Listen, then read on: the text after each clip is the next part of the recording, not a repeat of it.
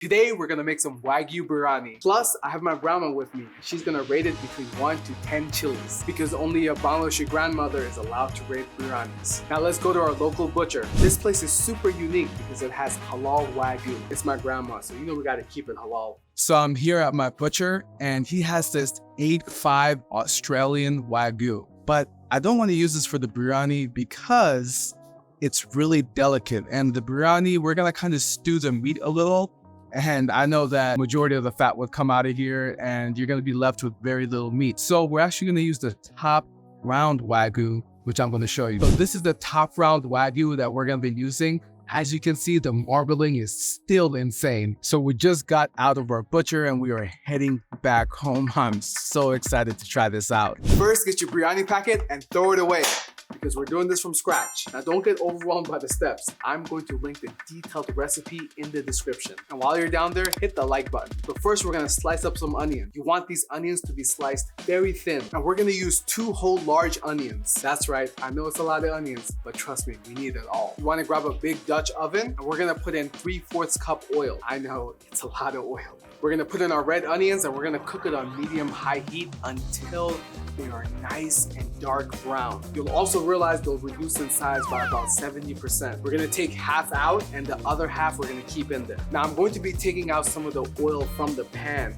and that's because the Wagyu beef itself has a lot of fat with it, and a lot of that fat is going to render while it's cooking in there. At least that's my theory. We're gonna try this out. We're learning together. We're gonna put in our cubed up Wagyu, and we're just gonna brown it a little. And then we're gonna add in some ginger garlic paste. Here's the thing, it's really easy to make ginger garlic paste.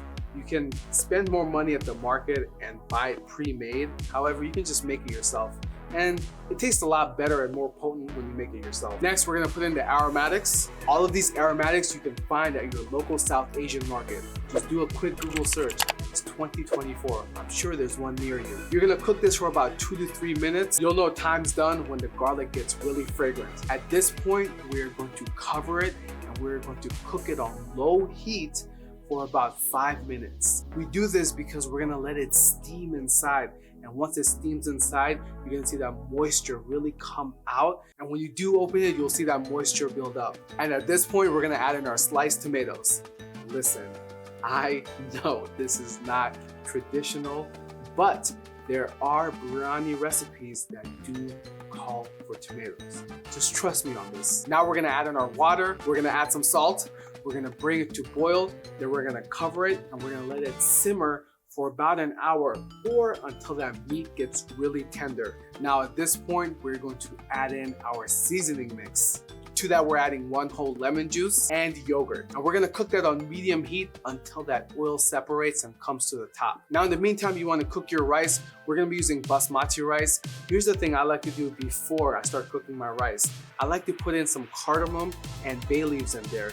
Just adds a tiny little flavor while that rice is being cooked. At this point, you want to taste and adjust for salt. Now you want to get a fresh cookware, and the bottom layer is going to be the rice, fried onions, and then our beef mix. And you know we can't forget about the Thai chili pepper, cilantro, some more rice on top. Remember the fried onions that we kept? Well, we're going to use it now. Now we're gonna cover this and cook it on low heat for about 10 minutes. Once it's done, we're just gonna uncover and mix everything in there. I'm telling you, this looks absolutely amazing and it smells so good. Now you know I gotta taste it for myself. Here we go.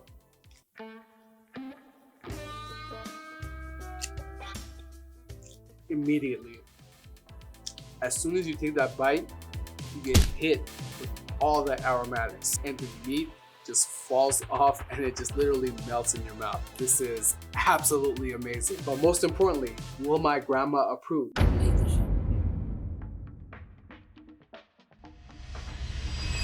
মজা একটা মাংস খান এই মাংসটার দাম জানেন কত না মাংসটার দাম হলো $30 per pound $30